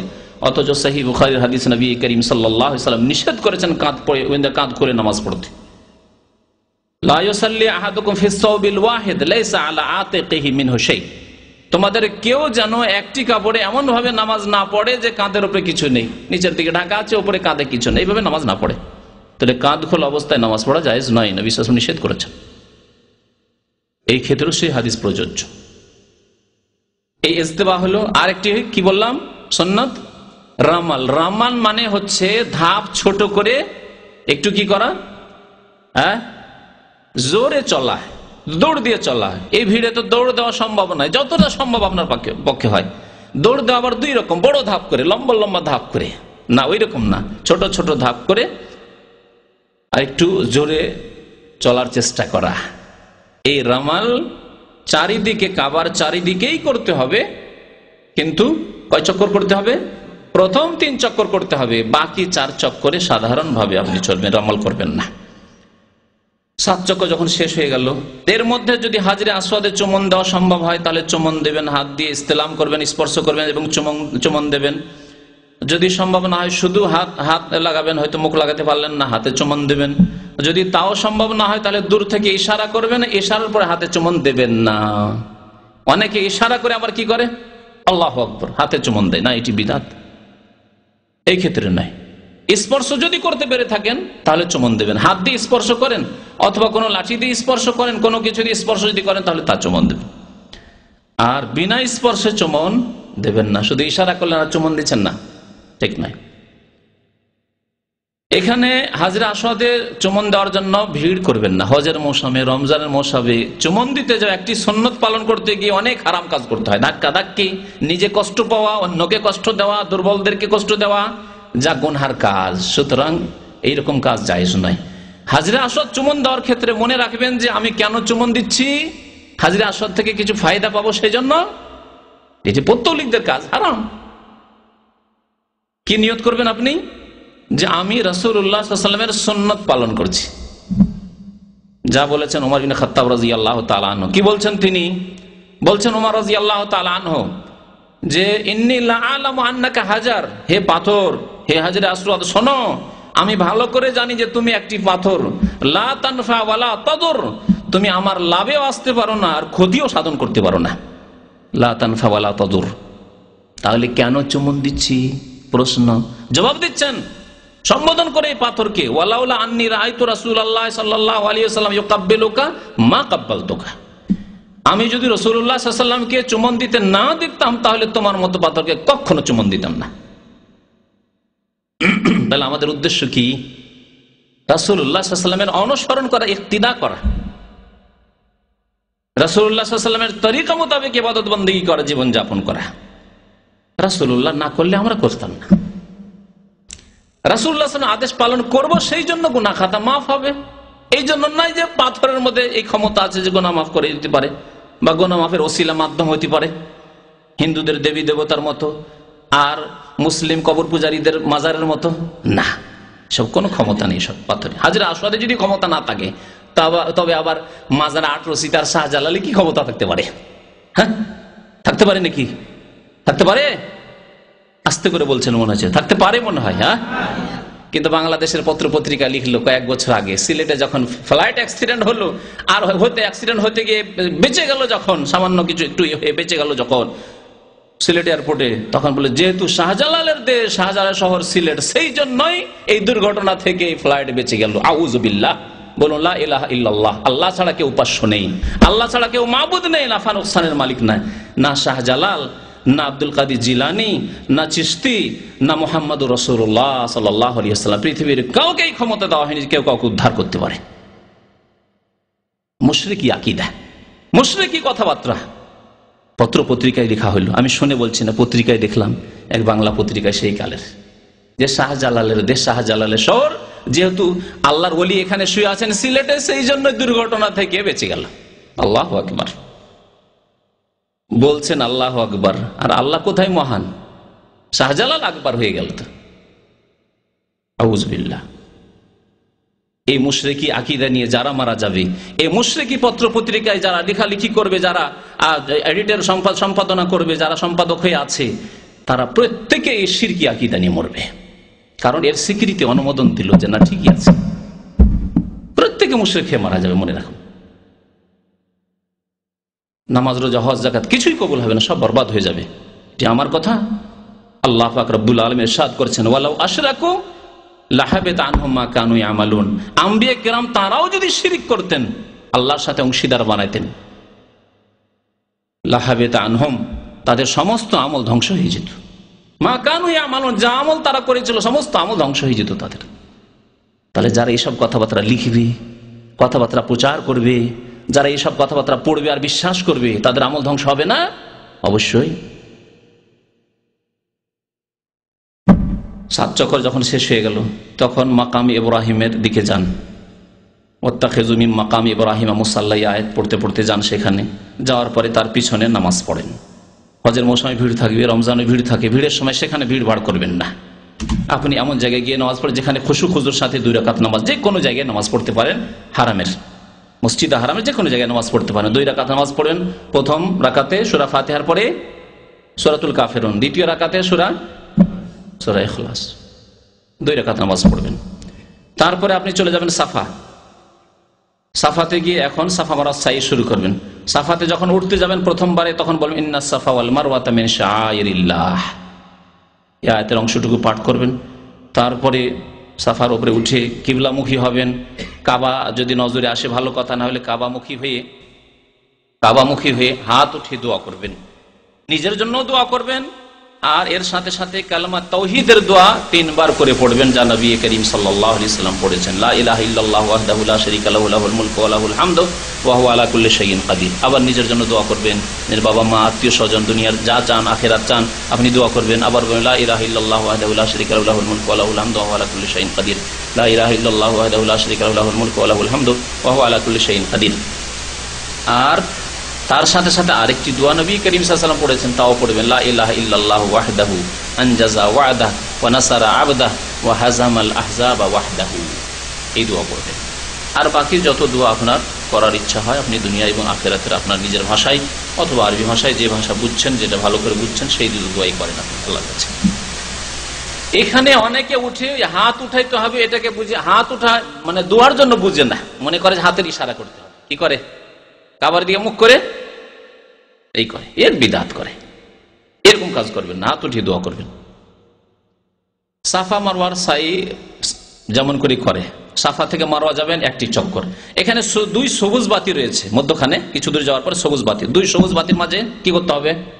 দৌড় দিতে হবে। পুরুষদের জন্য এই দৌড়, যত দূর দৌড়াতে পারেন আপনি দৌড়াবেন আর 1 সবুজ বাতি পর্যন্ত। তারপরে আবার সাধারণভাবে হেঁটে আপনি মারওয়ায় পৌঁছবেন। মারওয়ায় যাওয়ার পর ওইভাবেই দোয়া করবেন যে দোয়াগুলি আপনি সাফার উপরে পড়লেন 3 বার করে, আর তারপর অন্যান্য আপনি দোয়া করেন কিবলামুখী হয়ে। আবার সাফা আসেন, এইভাবে আপনার 7 চক্কর শেষ হবে। কোথায় গিয়ে?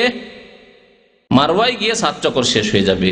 যাওয়াতে 1 চক্কর হলো, আসা 1 চক্কর, এইভাবে মারওয়াতে গিয়ে শেষ হয়ে যাবে।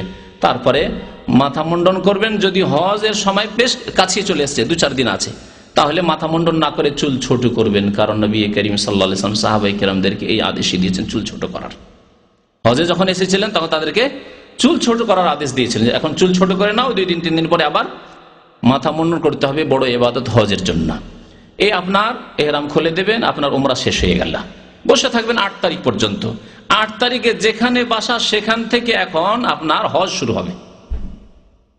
যেখানে বাসা সেখান থেকেই হজ শুরু হবে। আপনার বাসা যদি মক্কাতে থাকে, হারামে আছেন, তো সেখান থেকে। যদি আপনাকে দামামের লোকদেরকে মেনায় নিয়ে গিয়ে তাঁবুতে রাখে, যদি তাঁবুতেই থাকেন, 7 তারিখে নিয়ে গিয়ে সন্ধ্যায় রেখে দেয় অনেক সময়, তাহলে 7 তারিখে এহরাম বাঁধার দরকার নেই। অনেকে ধারণা করে যে এহরাম বাঁধতে হবে মক্কা থেকে, অথবা এহরাম বেঁধে আবার একটা তওয়াফ করে। দেশের হাজিরা, বিশেষ করে দেশের হাজিরা তাদের বিল্ডিং থেকে কি করবে? এহরাম বাঁধলো গোসল করে, আর এহরাম বেঁধে এসে আবার একটা তওয়াফ করবে। জানি না কোন তওয়াফ, এই বিদাতি তওয়াফ। এই তওয়াফ এখানে নেই। নফল যদি তওয়াফ করতে হয় তাহলে এটা তো অংশ, হজের অংশ মনে করে করা হচ্ছে, সুতরাং একে নফল বলা যাবে নাকি বিদআত বলা যাবে? এমনি নফল তওয়াফ যে কোনো সময় করেন, কোনো অসুবিধা নেই, কিন্তু এটিকে হজের অংশ মনে করা হচ্ছে। আপনার এখানে কোনো তওয়াফ নেই। যেখানে থাকবেন সেখান থেকে ইহরাম বাঁধবেন।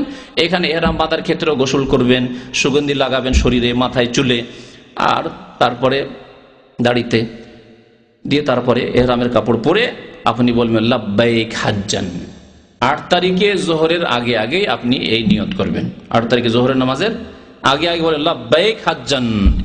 এখন আপনার হজ শুরু হল। এই 8 তারিখের নাম হচ্ছে ইয়ামুত তারউইয়া, তারউইয়ার দিন। এখানে আপনার 8 তারিখের কাজ হচ্ছে 5 ওয়াক্ত নামাজ পড়া মিনাতে, এবং এই রাত্রি যাপন করা। 8 তারিখের পরে 9 তারিখের রাত্রি যাপন করা, এটি হচ্ছে মেনার কাজ। এই 2টি কাজই হচ্ছে সুন্নত। জোহর, আসর, মাগরিব, ইশা, ফজর, এই 5 ওয়াক্ত নামাজ পড়া মেনায় সুন্নত, এবং রাত্রি যাপন করা এই রাত্রি যাপন করা হচ্ছে সুন্নত। এই নামাজগুলি কসর করে আপনি মক্কায় বা মক্কাতে যদি ইমাম সাহেবের পিছনে পড়েন তাহলে তো পুরা নামাজই পড়তে হবে, কিন্তু যদি মুসাফিরের পিছনে পড়েন অথবা আপনি নিজে একাই পড়েছেন নামাজ কোনো সময়, তাহলে কসর পড়বেন।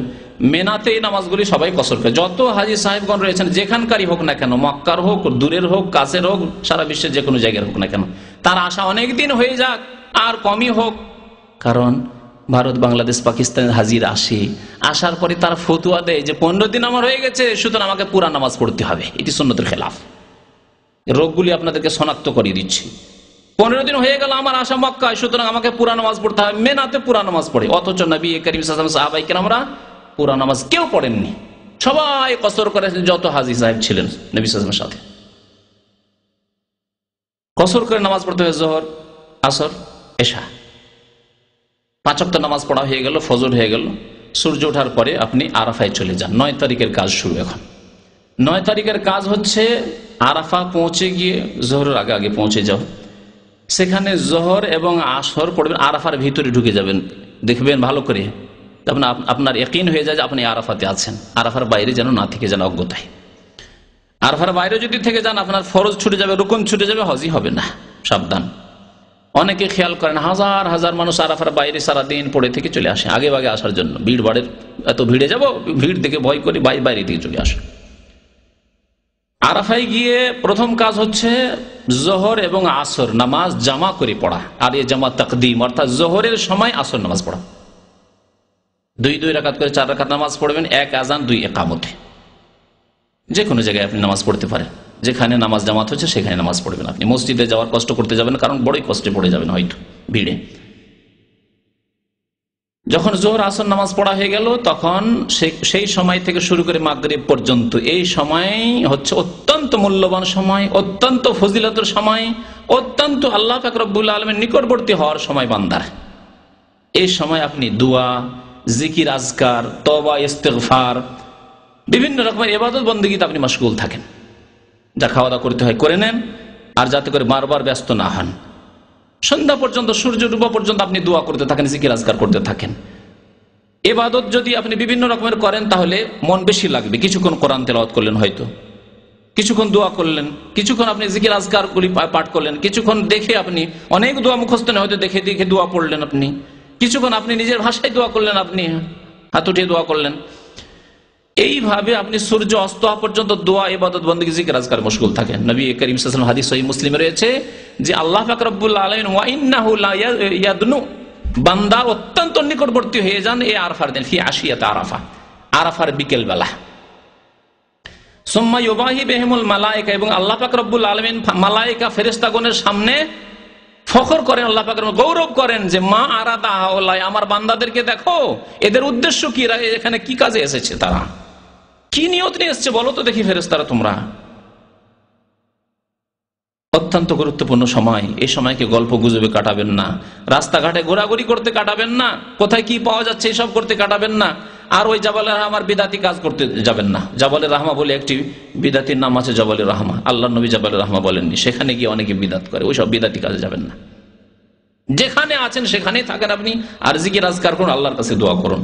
যখন সূর্য ডুবে যাবে, মাগরিব হয়ে যাবে, মাগরিবের নামাজ না পড়ে, এখানে মাগরিব পড়বেন না, চলে আসেন আপনি ফিরে। এখন ফেরেন মুজদালিফা, কারণ মুজদালিফা আরাফা এবং মিনার মাঝামাঝি রয়েছে, এই রাস্তায় রয়েছে।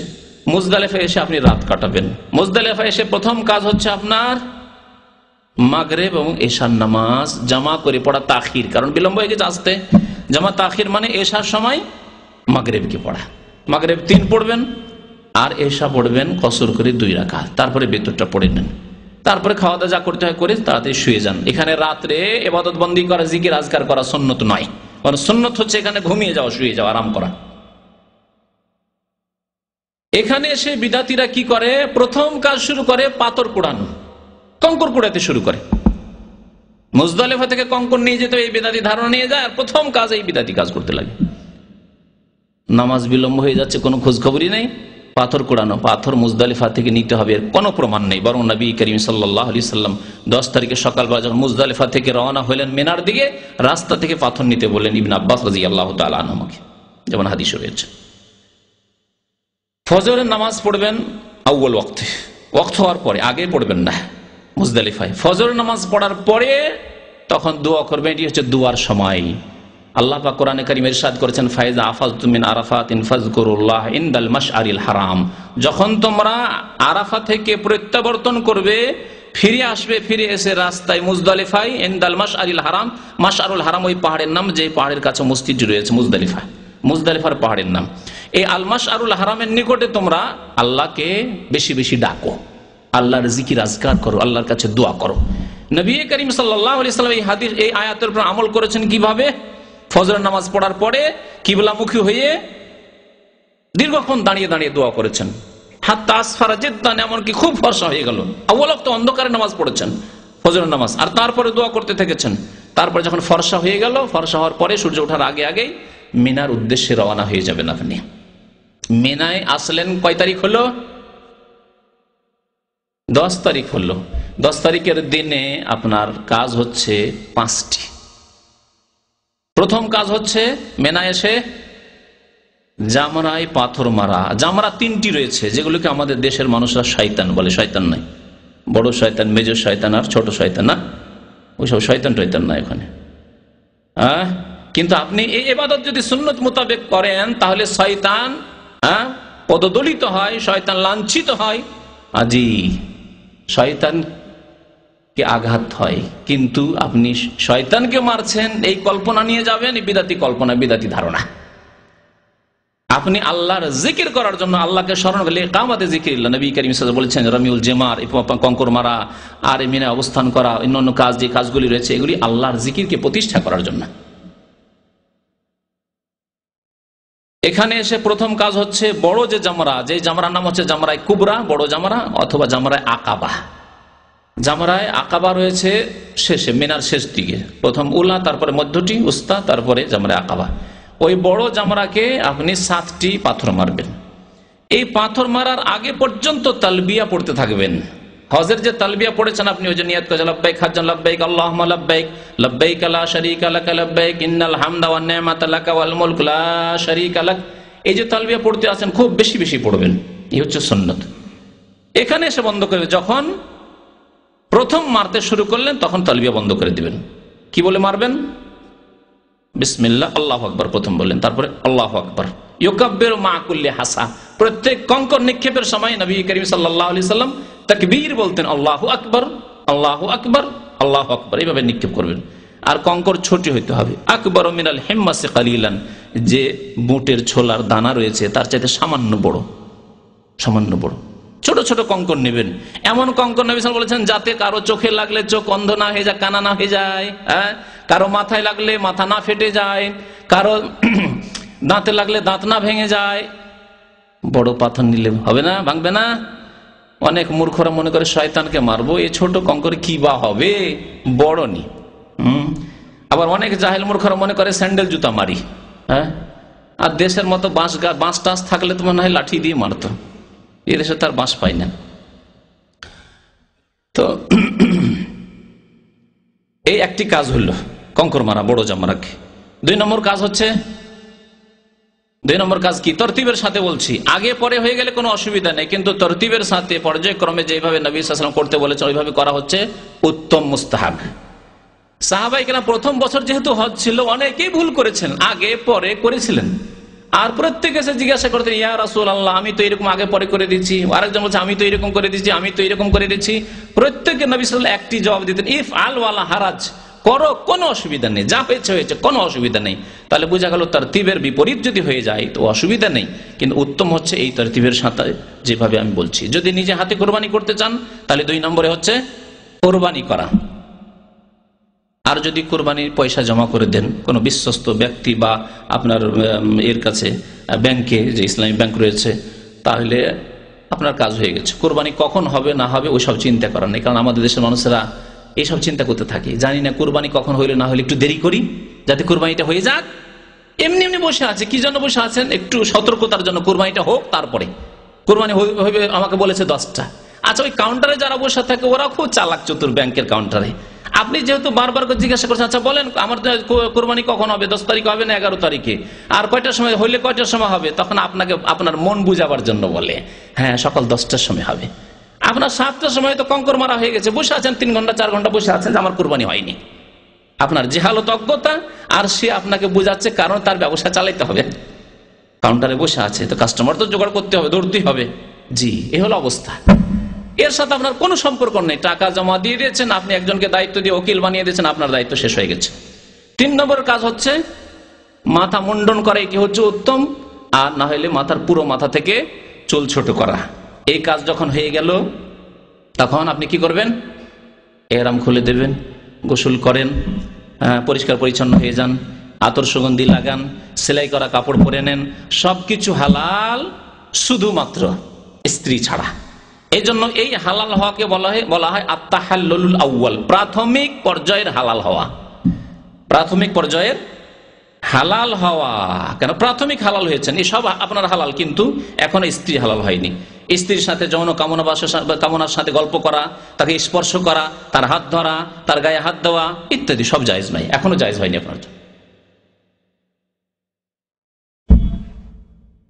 তিনটি কাজ হলো, তাই না? এখন আপনি পরিষ্কার পরিচ্ছন্ন হয়ে গোসল করে সেলাই করা কাপড় পরে আপনার লেবাস পোশাক পরে সুগন্ধি লাগিয়ে কোথায় যাবেন? মক্কাতুল মুকাররমা চলে যান। সেই দিনে যান, উত্তম নবী করিম সাল্লাল্লাহু আলাইহি ওয়াসাল্লাম সেই দিনে যোহরের আগে আগে সেরে চলে এসেছে। চেষ্টা করেন আপনিও মক্কাতুল মুকাররমা গিয়ে তাওয়াফ করবেন। এই তাওয়াফ হচ্ছে তাওয়াফুল হজ, হজের তাওয়াফ। এই তাওয়াফের কয়েকটি নাম রয়েছে, হাদিসে রয়েছে তাওয়াফুল ইফাদা। ইফাদা মানে ফিরে আসা, মেনা, আরাফা, মুজদালিফা থেকে ফিরে এসে এই তাওয়াফ, এই জন্য এই তাওয়াফের নাম হচ্ছে তাওয়াফুল ইফাদা। সুম্মা আফিদু মিন হাইসু আফাদান নাস, যেখান থেকে মানুষরা ফিরে আসে সেখান থেকে তোমরা ফিরে আসো, অর্থাৎ আরাফা থেকে ফিরে আসো, আল্লাহ করে বলেছেন। এখান থেকে এই নামকরণ হয়েছে এই তাওয়াফের নাম তাওয়াফুল ইফাদা। এই তাওয়াফকে ফিকর কিতাবাইতে লিখেছে তাওয়াফে জিয়ারা, তাওয়াফুজ জিয়ারা। জিয়ারা আপনার আসল লক্ষ্য উদ্দেশ্য হচ্ছে এই বাইতুল্লাহর এই ফরজ হজের তাওয়াফ করা, এজন্য এই তাওয়াফের নাম হচ্ছে তাওয়াফে জিয়ারা। এই তাওয়াফের নাম হচ্ছে তাওয়াফুর রুকুন, তাওয়াফুল ফরজ। জি, এই তাওয়াফের রামালও নেই আর ইজতিবাও নেই, কারণ আপনি সাধারণ লেবাস পোশাকে আছেন, আর রামালও নেই এতে, যে তাওয়াফে কদমে বলেছি। 7 চক্কর দিলেন, তাওয়াফ হয়ে গেল। আপনি যে কোনো জায়গায় মাকাম ইব্রাহিম পিছনে হলে ভালো, না হলে যে কোনো জায়গায় 2 রাকাত নামাজ পড়েন, তাওয়াফ শেষ হয়ে গেল। হজে তামাত্তু যেহেতু করেছেন মনে রাখবেন, সুতরাং কি করতে হবে? এখন সাফা মারওয়ার সাই করতে হবে। সাফা মারওয়ার সাই যেভাবে উমরাতে করলেন সেভাবে আপনি সাফা মারওয়ার সাই করবেন, ওইভাবেই দোয়া করবেন।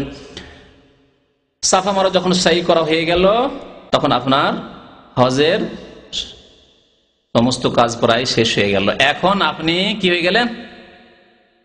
পূর্ণ মাত্রায় হালাল হয়ে গেলেন। তাহাল্লুলে সানি বলা হয়, পুরোপুরি আপনি হালাল হয়ে গেলেন।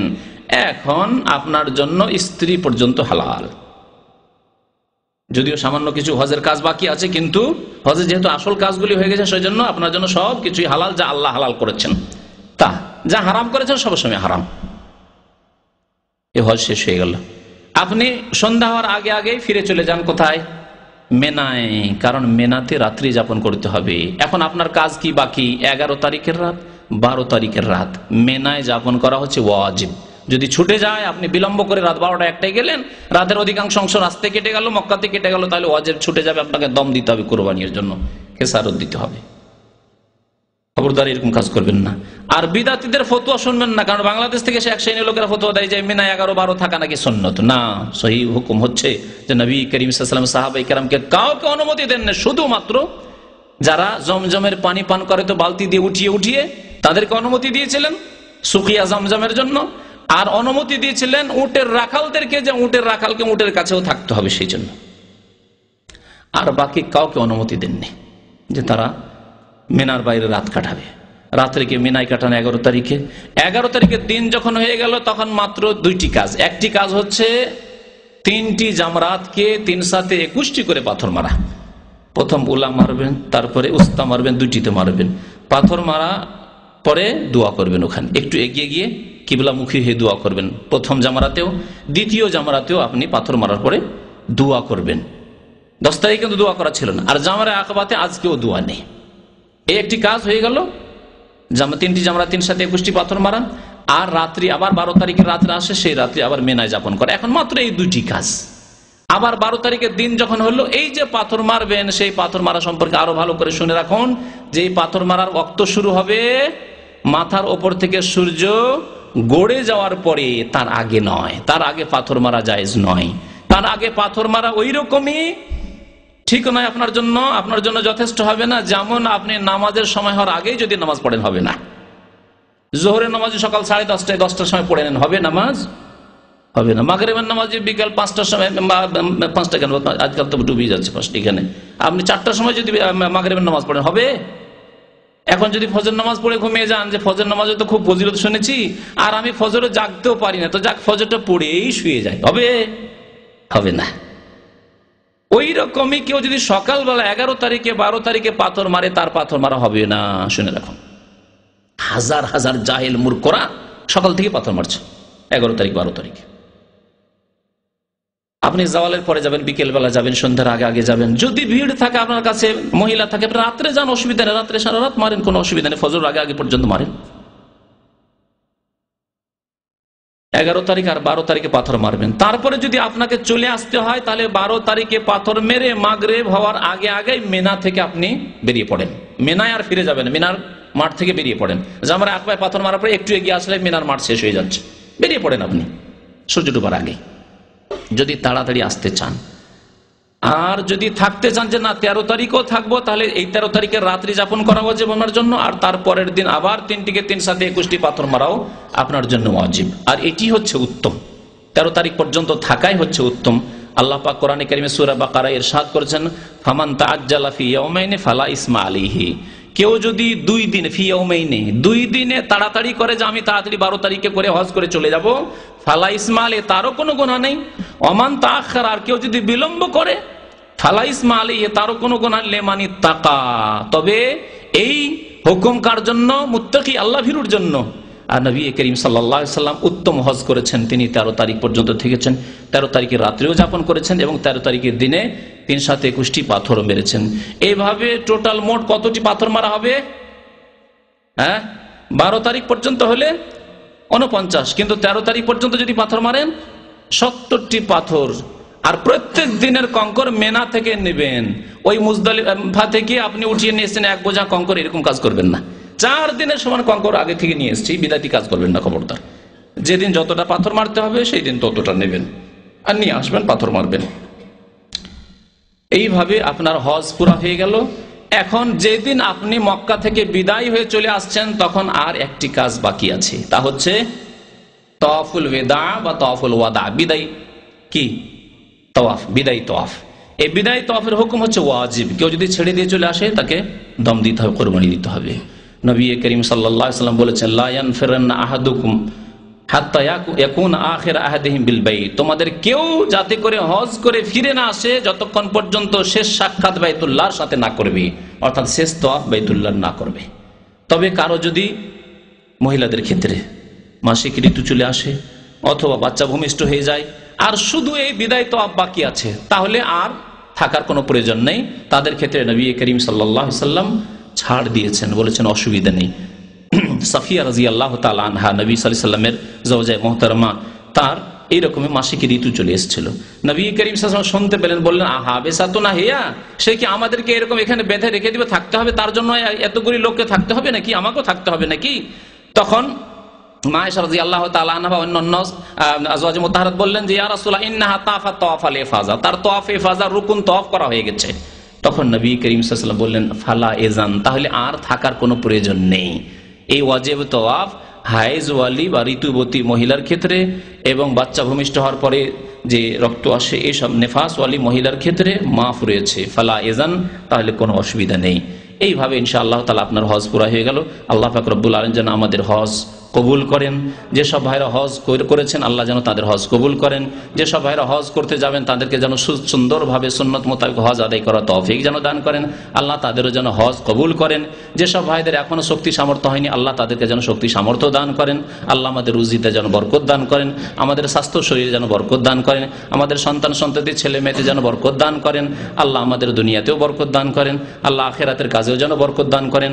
রব্বানা আতিনা ফিদ দুনিয়া হাসানা ওয়া ফিল আখিরাতি হাসানা ওয়া কিনা আযাবান নার। ওয়া সাল্লাল্লাহু আলা নাবিয়িনা মুহাম্মদ ওয়া আলা আলিহি ওয়া সাহবিহি আজমাইন। قال رسول الله صلى الله عليه وسلم: لأن يهدي الله بك رجلا واحدا خير لك من حمر النعم.